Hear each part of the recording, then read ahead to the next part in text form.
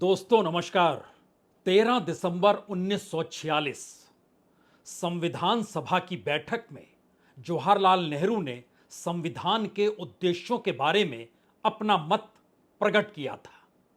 और 13 दिसंबर 1946 को ही बाबा साहब अंबेडकर ने उसी संविधान सभा की बैठक में खड़े होकर बहुत साफ तौर पर नेहरू की आलोचना की।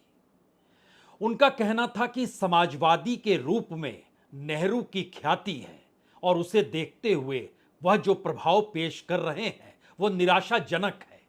उन्होंने कहा कि मैं आशा करता था कि कोई ऐसा प्रावधान जरूर होगा जिससे राज्य सत्ता आर्थिक, सामाजिक और राजनीतिक न्याय को यथार्थ रूप में दे सके। इस दृष्टिकोण से मैं आशा तो यह भी करता था कि यह प्रभाव बहुत ही स्पष्ट शब्दों में घोषित किया जाएगा कि देश में सामाजिक और आर्थिक न्याय हो। इसके लिए उद्योग धंधे और भूमि का राष्ट्रीयकरण होगा। जब तक अर्थतंत्र समाजवादी अर्थतंत्र ना हो तब तक मैं नहीं समझता कोई भावी सरकार जो सामाजिक, आर्थिक और राजनीतिक न्याय करना चाहती है वह ऐसा कर भी सकेगी। वो पहली बैठक थी और संविधान की तमाम बैठकों के बाद जब संविधान तैयार हो गया तो अपने आखिरी भाषण में भी बाबा साहब अंबेडकर ने यही कहा, जब तक इस देश में आर्थिक समानता का जिक्र होगा नहीं तब तक संविधान के पन्ने महज पन्ने ही रहेंगे। यानी उसमें दर्ज शब्द इस एहसास को करा ही नहीं पाएंगे कि हक और समानता का कोई जिक्र इस संविधान में दर्ज है। और जरा कल्पना कीजिए, राहुल गांधी कल इलाहाबाद में जिस सामाजिक न्याय का जिक्र कर रहे थे उसकी जमीन संविधान पर खड़ी थी और संविधान में दर्ज शब्दों के आश्रय राहुल गांधी ने खुले तौर पर इस देश के सामाजिक समीकरणों या कहें सामाजिक राजनीतिक परिस्थितियों के उस पिरामिड को ही उल्टा कर दिया जिसकी कोई कल्पना कम से कम राजनीति करने वाली पॉलिटिकल पार्टी या कोई नेता कर नहीं सकता है। और खुले तौर पर उन्होंने जब इस बात का ऐलान किया कि जनता इसके लिए तैयार है और मौजूदा प्रधानमंत्री को यह करना होगा और अगर नहीं करेंगे तो उन्हें जाना होगा, तब कोई अगला प्रधानमंत्री इसे लागू करेगा। यह मैसेज अल्टीमेटम है, चुनौती है या मौजूदा राजनीतिक व्यवस्था के प्रति एक आक्रोश है जिसमें इस बात का एहसास क्या राहुल गांधी को हो चला है कि उनके पास तो गंवाने के लिए कुछ भी नहीं है, लेकिन अब जो देना है इस समाज के वंचित समाज को दिया जाए जो हाशिए पर है, जो पिछड़ा समाज है। क्योंकि मौजूदा वक्त में भारत की राजनीति में जो भी सत्ता तक पहुंचा है या सत्ता तक पहुंचने के रास्तों को जो खोज रहा है वह ऐसे ऐसे हुनरमंद लोग हैं जो इस देश में हाशिए और गरीब तबके की दिशा में देखते तक नहीं है। उनकी अपनी राजनीतिक सोच सिर्फ उनके इर्द गिर्द घुमड़ती रहती है और शायद यही वो स्थिति है कि मनमोहन सिंह की सरकार के बाद प्रधानमंत्री मोदी की 10 बरस की सत्ता ने एक एहसास अगर प्रधानमंत्री को लेकर यह इस देश को करा दिया कि उनकी समूची राजनीति उन्हीं के इर्द गिर्द घुमड़ती है और वो सत्ता बरकरार रहे, उसी आश्रय इस देश की नीतियां बनती हैं और इसी आश्रय प्रधानमंत्री उन तमाम जगहों पर नजर आते हैं जहां पर यह सवाल बड़ा हो जाए कि वह खुद, उनका कद और उनकी सियासत कैसे बड़ी, तीखी, चौड़ी और चकाचौंध दिखाई देने लगे, चाहे इस देश के भीतर में जो 90% तबका है उस तरफ कोई ध्यान ही ना दे। तो ऐसे में कोई भी नारा आप लगा लीजिए, उन नारों का कोई मतलब नहीं होगा और भारत सिर्फ एक प्रधानमंत्री, एक राजनीति और इस देश के भीतर में सत्ता पाने की सियासत की जो हुनरमंद तरीके हैं उसके आश्रय भारत दुनिया पर राज कैसे कर सकता है, वो कैसे ताकतवर हो सकता है, इस सवाल से राहुल गांधी ने अपनी बात की शुरुआत की। चाहे मोची हो, बढ़ई हो, प्लम्बर हो, धोबी हो, कभी नहीं दिखेंगे और ये देश को चलाते हैं लोग। और फिर मीडिया में कहते भैया मोदी जी गले लग गए, सुपर पावर बन गया। कभी वो यूक्रेन भागेंगे, कभी रूस भागेंगे, वो कभी गले लगेंगे और फिर भैया सुपर पावर बन गया, सुपर पावर बन गया। मतलब कैसे बन गया? 90% लोग मतलब शामिल ही नहीं है उसमें, बेरोजगार हैं, भूख लग रही है। असल में सुपर पावर होने की कल्पना इस दौर में आर्थिक तौर पर समूची दुनिया में बलवती हो चली है। यानी जिसके पास पूंजी है वह सुपर पावर हो सकता है। और ध्यान दीजिए, प्रधानमंत्री मोदी भी इस दौर में दुनिया की तीसरी बड़ी इकोनॉमी भारत को बनाने की दिशा में चुनाव से पहले ही लगातार नारे लगा रहे हैं। इस दौर में 2047 में विकसित भारत का भी राग उन्होंने ही छेड़ा है। लेकिन इन तमाम परिस्थितियों से इतर अगर संविधान के भीतर लिखे हुए शब्दों के आश्रय इस देश में आप आर्थिक समानता खोजना शुरू करेंगे तो जाहिर है आपको नहीं मिलेगा। और बाबा साहब अंबेडकर का जिक्र आज कई मौकों पर इसलिए जरूरी है क्योंकि राहुल गांधी जिस लेगेसी को लेकर मौजूदा वक्त में खड़े हैं, उनके सामने प्रधानमंत्री मोदी हैं जो अपने इर्द गिर्द समूची राजनीति को सिमटाना चाहते हैं, और दूसरी तरफ राहुल गांधी हैं जो अपनी बात को लेकर खुले तौर पर यह कहने से चूकते नहीं है कि मैं राजनीतिक नुकसान उठाने को भी तैयार हूं, लेकिन मैं चाहता हूं कि इस देश के भीतर उस तबके के हक के सवाल लागू जरूर हों। और शायद ये एक ऐसी परिस्थिति है जिसमें अगर आप इतिहास के चंद पन्नों को खोलना शुरू कीजिएगा, पहली बात जो नेहरू को लेकर उन्होंने संविधान सभा में जिक्र की थी वह बाबा साहब अंबेडकर राइटिंग एंड स्टडीज के खंड 5 में पेज नंबर 9 पे अंकित है। इसी तरीके से पेज नंबर 6 में खंड 7 में राइटिंग एंड स्पीचेस में बाबा साहब अंबेडकर ने बहुत साफ तौर पर लिखा है कि हिंदू लोग बहुत सारी चीजों के बारे में बात करते हैं परंतु आर्थिक कार्रवाई के बारे में नहीं बोलते। कारण यह है कि शिक्षा पर एक खास तबके का एकाधिकार है। उसके लिए उन्होंने पैरासाइट शब्द यूज किया, परजीवी। और उन्होंने साफ तौर पर कहा कि इसीलिए भारत में आर्थिक मुद्दों को लेकर बहस नहीं होती है। धार्मिक साहित्य रचा गया, उसमें आर्थिक कार्रवाई का उल्लेख नहीं है। और जब जब हमें भारत के अर्थशास्त्र को लेकर किसी किताब को खोजना हो तो हम विदेशी लेखकों पर निर्भर हो जाते हैं। यहां पर एक सवाल, वह हिंदू शब्द बार बार इस्तेमाल करते हैं और इस देश के भीतर में बीजेपी ने जिस राजनीति को साधा उस राजनीति में हिंदू और मुस्लिम शब्द एक लिहाज से भारत की राजनीति में सबसे प्रमुख हथियार के तौर पर वोटों के ध्रुवीकरण के आश्रय खड़ा हो गया। राहुल गांधी जिस तबके का, खास तौर से जो ओबीसी, एसटी और शेड्यूल कास्ट का जिक्र जब वो कर रहे हैं तो उसमें वो खास तौर से कहते हैं कि जाति जनगणना सिर्फ एक जानकारी है कि कितनी आबादी है, क्योंकि इस देश के भीतर का जो पूरा इकोनॉमिक सिस्टम है वो इकोनॉमिक सिस्टम उस कैपिटल के इर्द गिर्द लगातार चलता है जिस कैपिटल पर वर्चस्व सत्ता का होता है। और सत्ता में भागीदारी हाशिए पर पड़े तबके की नहीं होती है, जो ओबीसी है, एससी है, एसटी है, माइनॉरिटीज को भी लीजिए, उसमें आर्थिक तौर पर विभिन्न तबके को भी लीजिए, जो गरीब तबका है, उसकी कोई भागीदारी इस मेन स्ट्रीम में होती नहीं है। और यहीं से इस देश में सबसे बड़ा सवाल अब खड़ा होता है जब लगातार अंबानी और अडानी और कॉरपोरेट के साथ सत्ता की यारी इस दौर में पॉलिटिकल पूंजी या पॉलिटिकल फंडिंग जो इलेक्ट्रोल बॉन्ड के जरिए खुले तौर पर गैर कानूनी तरीके से होती चली गई, उसमें आरबीआई की जो भूमिका रही, इस देश में आर्थिक अपराध को रोकने के लिए सीबीआई और ईडी की भागीदारी सत्ता के अनुकूल जिस तरीके से रही, उसमें इस देश के भीतर बार बार यह सवाल उठता है कि कोर सेक्टर नेगेटिव में है, यह सवाल उठता है कि मैन्युफैक्चरिंग सेक्टर नेगेटिव में है, एमएसएमई तहस नहस हो गया है तो रोजगार पैदा कैसे होंगे।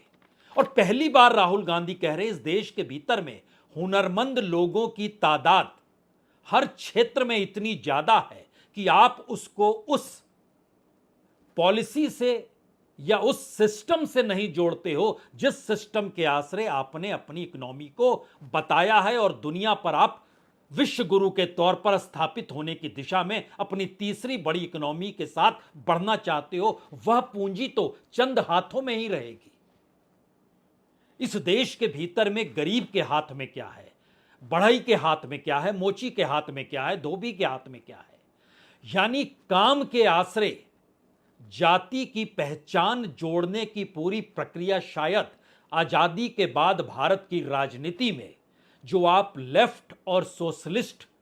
की पूरी धारणा को देखें तो उससे कई कदम आगे निकलकर राहुल गांधी जिन सवालों को अब उठा रहे हैं उसमें आपको भारत की राजनीति में अंबेडकर भी दिखाई देंगे, जो लगातार जिन बातों का जिक्र करते हैं वो आर्थिक पक्ष को लेकर कहते हैं, आर्थिक समानता का जिक्र करते हैं और हिंदू मुस्लिम की परिस्थितियों के भीतर वह अपनी आइडेंटिटी हिंदुओं से अलग भी रखते हैं। और ध्यान दीजिए, खंड 2 जो राइटिंग एंड स्पीचेस बाबा साहब अंबेडकर का है, उसके 465 नंबर पन्ने पर वो साफ बताई गई जानकारी है कि साइमन कमीशन जब भारत आया, जो यहां की व्यवस्था को ठीक करना चाहता था, प्रशासनिक व्यवस्था को, तो उनके सामने अंबेडकर भी गए और बाबा साहब अंबेडकर ने वहां पर जाकर कहा कि दलितों का अल्पसंख्यक रूप अब तक इसीलिए छिपाया जा रहा है कि वह हिंदू समाज में गिने जाते थे। वास्तविकता यह है कि हिंदू समाज और दलितों को जोड़ने वाली कोई कड़ी है ही नहीं। जिस आधार पर अल्पसंख्यक मुसलमानों का प्रतिनिधित्व दिया जाता है, उसी आधार पर हम अपने लिए भी प्रतिनिधित्व की मांग करते हैं। यानी जिस समाज का जिक्र इस दौर में वोट बैंक के लिहाज से, सोशल इंजीनियरिंग के लिहाज से, जातीय समीकरण के लिहाज से जो भी कर रहे हो, उससे हटकर राहुल गांधी ने इस दौर में उनकी ताकत, उनके हुनर और उनको उस सिस्टम और उन पॉलिसी से जोड़ने की दिशा में कदम बढ़ाया और खुले तौर पर कहा कि आपको उस सिस्टम से जाति जनगणना के बाद जोड़ना होगा और हमारा मिशन यही है। बीजेपी के लोग कह रहे हैं कि भैया देखो हम जाति जनगणना करेंगे, उसमें ओबीसी का सेक्शन दे देंगे। जाति जनगणना सबसे पहले सिर्फ वहां ओबीसी लिखना का कोई मतलब नहीं है। अलग अलग अलग कम्युनिटीज हैं, हम हर कम्युनिटी की लिस्ट चाहते हैं। असल में राहुल गांधी उस महीन राजनीति को इस दौर में सतह पर लाना चाहते हैं। इसीलिए सवाल सिर्फ ओबीसी का नहीं है, ओबीसी के भीतर जो अलग अलग जातियां हैं और उसमें भी उपजातियां हैं, उनका जिक्र भी वो कर रहे हैं। और जानकर हैरत नहीं होनी चाहिए, बाबा साहब अंबेडकर के राइटिंग एंड स्पीचेस के खंड 6 के पन्ने नंबर 243 में क्या लिखा है, इसे पहले आप सुन लीजिए। उन्होंने लिखा कि पिछड़ी जातियों में कैसे किसे गिना जाए, किसे छोड़ा जाए, यह झगड़ा बड़ा पुराना है। जिन्हें पिछड़ी हुई जातियां कहा जाता है, उनके प्रतिनिधि चाहते थे कि उन्हें दलित जातियों में गिना जाए, यानी डिप्रेस्ड क्लास में गिना जाए। उनका कहना था दलित में उन सबको गिनना चाहिए जो आर्थिक रूप से शिक्षा के क्षेत्र में पिछड़े हुए हैं, आर्थिक तौर पर पिछड़े हुए हैं। और अंबेडकर कहते हैं कि 1920 में जो सुधार लागू किए गए, उसके अनुसार जो समुदाय शिक्षा में और आर्थिक तौर पर पिछड़े हुए थे, उनका अस्तित्व बंबई और मद्रास महाप्रांतों में स्वीकार भी किया गया। कई और प्रांत भी चाहते थे कि इस तरीके से चीजों को हम स्वीकार करें, यानी इकोनॉमिकली और एजुकेशन दोनों के क्षेत्र में पिछड़े हुए लोगों के साथ वो खड़े होते हैं। और उसके बाद उन्होंने बताना शुरू किया कि कितनी बड़ी तादाद पिछड़ी जातियों के भीतर है और ये अपर कास्ट में भी है। यानी जातियों के भीतर की उपजातियों को लेकर चिंतन मनन इसलिए करना है क्योंकि उनके साथ जुड़ा हुआ काम उसको आर्थिक तौर पर मदद मिल सके। राहुल गांधी कमोवेश उसी बात का जिक्र मौजूदा वक्त की परिस्थिति के साथ कर रहे हैं। और जब इस दौर में आप देख रहे होंगे कि जिसकी जितनी हिस्सेदारी उसकी उतनी भागीदारी, यह जो नारा लगता है कि जिसकी जितनी भी संख्या होगी उतनी भागीदारी उसको मेन स्ट्रीम में होनी चाहिए। गोलमेज सम्मेलन 1931 में जब हुआ तो उसका जिक्र इसी किताब में,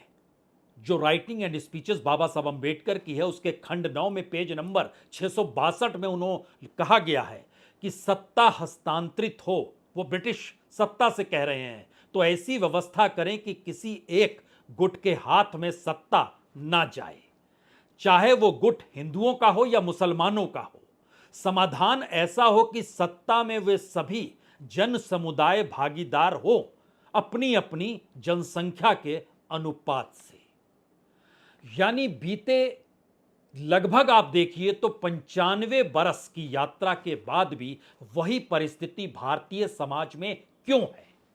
इसकी सबसे बड़ी व्यवस्था को लेकर उन्होंने संसदीय प्रणाली का भी जिक्र किया, जिसमें उन्होंने माना कि संसदीय प्रणाली ही इस देश में ऐसी बना दी गई है जहां पर जनता की भागीदारी नहीं होती है, बल्कि जनता अपने मालिक को चुनता है और वो मालिक 5 साल तक सत्ता जैसे मन चाहे वैसे चलाता है। जबकि फ्रांसीसी क्रांति के बाद की परिस्थिति में उनका एक भाषण है जो हमारी टीम ने निकाला और बताया कि रेडियो में भाषण उनका था, फ्रांसीसी क्रांति का जिक्र कर रहे थे वो स्वाधीनता, समानता और भाईचारे के नारे को लेकर। और उन्होंने कहा कि मजदूरों के लिए स्वाधीनता का अर्थ जनता के द्वारा शासन, संसदीय लोकतंत्र का अर्थ जनता के द्वारा शासन नहीं, बल्कि संसदीय लोकतंत्र शासन का एक ऐसा रूप है जिसमें जनता का काम अपने मालिकों के लिए वोट देना और उन्हें हुकूमत करने के लिए छोड़ देना है। यह खंड 10 के 37 नंबर पन्ने पर लिखा गया है। तो क्या मौजूदा वक्त में राहुल गांधी दरअसल संविधान बनाने की प्रक्रिया के साथ खुद को जोड़ चुके हैं और वो मान रहे हैं कि दरअसल इस दौर में इस लाइन पर राजनीति संभव नहीं है। लेकिन इसके खतरे हालांकि व्यापक हैं। देखिए, तुरंत मायावती ने सवाल खड़ा कर दिया कि आपने अपने दौर में यह काम क्यों नहीं किया था, आपने जाति जनगणना क्यों नहीं कराई। मुश्किल मायावती भर की नहीं है, मुश्किल तो इस दौर में हर उस क्षत्रप के सामने आने वाली है। अगर इस पूरी प्रक्रिया के महीन अंश को समझे तो यह मुश्किल उत्तर प्रदेश की राजनीति में अखिलेश के सामने भी होगी, यह मुश्किल तेजस्वी यादव के सामने बिहार में भी खड़ी होगी। आदिवासियों को लेकर हो सकता है यह सवाल हेमंत सोरेन के सामने भी खड़ा हो जाए। यानी राजनीति के तौर तरीके इस दौर में जिस परंपरा को अपनाए हुए हैं, उसके पूरे पिरामिड को राहुल गांधी उलटकर उस जनता को तैयार कर रहे हैं कि आपका आदेश, आपका ऑर्डर वही तय करेगा। और यह ऑर्डर 2024 में आ गया था। एक लिहाज से अगर चुनाव आयोग या चुनाव आयोग के मुख्य चुनाव आयुक्त राजीव कुमार ना होते तो परिस्थिति दूसरी होती आज की तारीख में।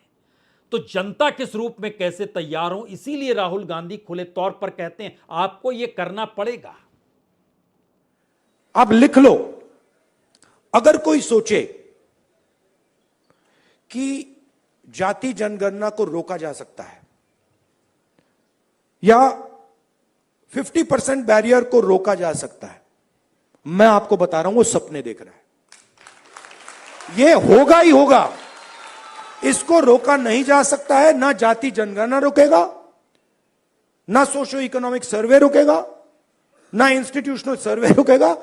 ना 50% का बैरियर रहेगा। ये तीन सारे के सारे उड़ेंगे, क्योंकि हिंदुस्तान की जनता ने ये मन बना लिया है। ऑर्डर आ गया है, जनता से ऑर्डर आ गया है। अब आपको प्रधानमंत्री जी को यह बात एक्सेप्ट कर देनी चाहिए और ऑर्डर लागू कर देना चाहिए, और अगर नहीं करेंगे तो फिर दूसरे प्रधानमंत्री करेंगे। आप कह सकते हैं राहुल गांधी के ये शब्द सीधे तौर पर प्रधानमंत्री को अल्टीमेटम है। दरअसल ये महज प्रधानमंत्री को अल्टीमेटम नहीं है, बल्कि मौजूदा राजनीतिक व्यवस्था जिस लिहाज से चल रही है और इस देश में संसदीय राजनीति के मातहत जो चुनाव की पूरी प्रक्रिया है, उसमें पूंजी का योगदान कितना ज्यादा है या पूंजी क्यों सबसे बड़े हथियार के तौर पर है और क्यों आम लोगों की भागीदारी मौजूदा सिस्टम में नहीं है, यह दरअसल इस देश के इकोनॉमिक स्ट्रक्चर उससे भी समझा जा सकता है। और सवाल अभी का नहीं है, अगर आप उस दौर में ले जाइए तो बाबा साहब अंबेडकर की राइटिंग एंड स्पीचेस के खंड 2 में पेज नंबर 340 को पढ़िए। उसमें उन्होंने लिखा है कि जनता पर टैक्स लगाकर पूंजीपति जो पैसा इकट्ठा करते हैं उसे वो अपने और उनके प्रतिनिधि अपने वर्ग के हितों पर खर्च करना चाहते हैं, गरीबों के हितों के लिए नहीं।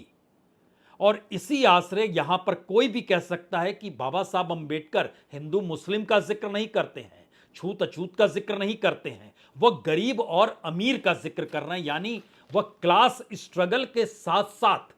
क्लास कॉन्शियसनेस को भी जोड़ रहे हैं। और यह परिस्थिति मौजूदा वक्त में जो इस देश के भीतर में लंबोदरी पास से लेकर डांगे तक ले आई है, या मौजूदा वक्त में सीताराम येचुरी का जिक्र कर लीजिए, पूरी वामपंथी राजनीति बीच का रास्ता तलाशती चली गई और एक झटके में नेहरू गांधी के सिलसिले को आगे बढ़ाने के बदले राहुल गांधी ने इस देश के भीतर लोगों से जब संवाद बनाया तो उन्हें समझ में आ गया कि दरअसल इस देश में इस लाइन पर राजनीति जब आप करने निकलेंगे तो आपको एक मोड़ के बाद अपने आप को बदलना होगा। जो भारत में मंडल की राजनीति के बाद अलग अलग छत्रपों के आश्रय इस देश की हकीकत है। और यह परिस्थिति वामपंथियों के साथ भी रही, जहां पर वह क्लास स्ट्रगल का जिक्र करते थे, लेकिन मजदूर को पूरा हक कैसे मिले, यह सवाल पश्चिम बंगाल के भीतर भी मुश्किल रहा, केरल में भी मुश्किल रहा, अरुणाचल प्रदेश या कहें नॉर्थ ईस्ट के जिन राज्यों में वामपंथियों की सत्ता रही वहां पर भी वो चीजें गायब रहीं। राहुल गांधी शायद इसीलिए खुले तौर पर कहने से चूक नहीं रहे हैं कि उन्हें पता है कि इसका राजनीतिक घाटा भी उन्हें हो सकता है, उन्हें कोई लाभ नहीं मिले। लेकिन पहली बार भारत की राजनीति में अगर कांग्रेस सरीकी पार्टी के चेहरे बने राहुल गांधी और उन्हीं के आश्रय चलने वाली कांग्रेस, हालांकि कांग्रेस में से इस दौर में कोई दूसरा नेता आपको नजर आएगा नहीं जो राहुल गांधी के साथ कांधे से कांधा मिलाकर इन अवस्थाओं को जी सके, क्योंकि वो पूरी की पूरी कांग्रेसी टीम पुरानी है जो पारंपरिक राजनीति को ही करते चली आई। उसके लिए प्रधानमंत्री मोदी को हटाना उन्हीं राजनीतिक समीकरणों के आश्रय शहमात का खेल खेलना है, जिस शहमात के खेल से आगे बढ़ते हुए इस दौर में मौजूदा मोदी सत्ता ने चुनाव आयोग से लेकर हर एजेंसी को अपने साथ ले लिया, तो राजनीति फिर कहां हुई। शायद इसीलिए उसके ठीक उलट राहुल गांधी कोई इंडिया गठबंधन से बहुत आस उम्मीद लगाए होंगे, ऐसा शायद नहीं है। यह भी हो सकता है कि कांग्रेस को लेकर भी उनके भीतर कुछ ऐसे सवाल हो, यह भी संभव नहीं है। वो जनता के भीतर से उस आवाज को सुन रहे हैं और सुनाना चाहते हैं, और उसी को उस मेन स्ट्रीम सिस्टम में कहिए, मेन स्ट्रीम पॉलिटिक्स में कहिए, उसका हिस्सा बनाने के लिए वह बेताब है। आने वाले समय में पॉलिटिकल नुकसान भी होगा तब भी करूंगा, आप देख लेना। जाहिर है भारतीय राजनीति का यह परिदृश्य किसी को भी चौंका सकता है। क्या वाकई ऐसी परिस्थिति भारत की राजनीति और यहां की सत्ता को बदल नहीं देगी? और अगर बदल देगी तो उसके बाद क्या वाकई जो कि पूंजी के नाम पर या पॉलिसी के नाम पर इस देश में, चाहे वो स्किल इंडिया हो, चाहे इस देश में हुनरमंद बनाने और करने के तौर तरीके हों, एक झटके में नई परिस्थिति इस देश के भीतर उन मजदूरों के साथ जुड़ जाएगी, उस पिछड़ों के साथ जुड़ जाएगी, उन दलितों के साथ जुड़ जाएगी, उन आदिवासियों के साथ जुड़ जाएगी, जिनके भीतर का टैलेंट उनके अपनी जिंदगी को जीने के दौरान ही मिल जाता है और उसके लिए किसी ट्रेनिंग की जरूरत किसी पॉलिटिकल सोसाइटी या फिर किसी कैपिटलिस्ट सोसाइटी के भीतर नहीं पड़ती है। हमने आपसे शुरू में जिक्र किया था कि खुद बाबा साहब अंबेडकर भारतीय संविधान में दिए गए अपने आखिरी भाषण में, जब संविधान सभा संविधान तैयार कर चुकी थी, उसमें उन्होंने कहा कि बिना आर्थिक समानता के कोई चीज इस देश में मुमकिन नहीं है। जो आप सोचते हैं परिस्थितियां वैसी की वैसी ही रह जाएगी, हमने कुछ उपाय जरूर खोजे हैं। जिस वक्त राम मनोहर लोहिया पार्लियामेंट में पहुंचे तो हर किसी को 3 आने बनाम 16 आने की बहस हर किसी को पता होगा। नेहरू ने प्लानिंग कमीशन के आंकड़ों के आश्रय इस देश में प्रति व्यक्ति आय उस वक्त 16 आने कही थी और चंद बीएचयू के लोगों या बीएचयू के स्कॉलर्स के साथ मिलकर राम मनोहर लोहिया ने बताया था जी ये 3 आने हैं प्रति व्यक्ति आय। और नेहरू झुकते चले गए और झुकते झुकते बात 9 या 11 आने पर आकर टिक गई। बड़ी लंबी बहस चली थी। जेपी जयप्रकाश नारायण जब इस देश के भीतर के भ्रष्टाचार और सत्ता की ताकत को महसूस कर रहे थे तो उन्होंने समझ लिया अब हर क्षेत्र में परिवर्तन की जरूरत है। इसीलिए उन्होंने संपूर्ण क्रांति का नारा दिया और उस नारे के भीतर जाति शब्द एक झटके में गायब हो गया।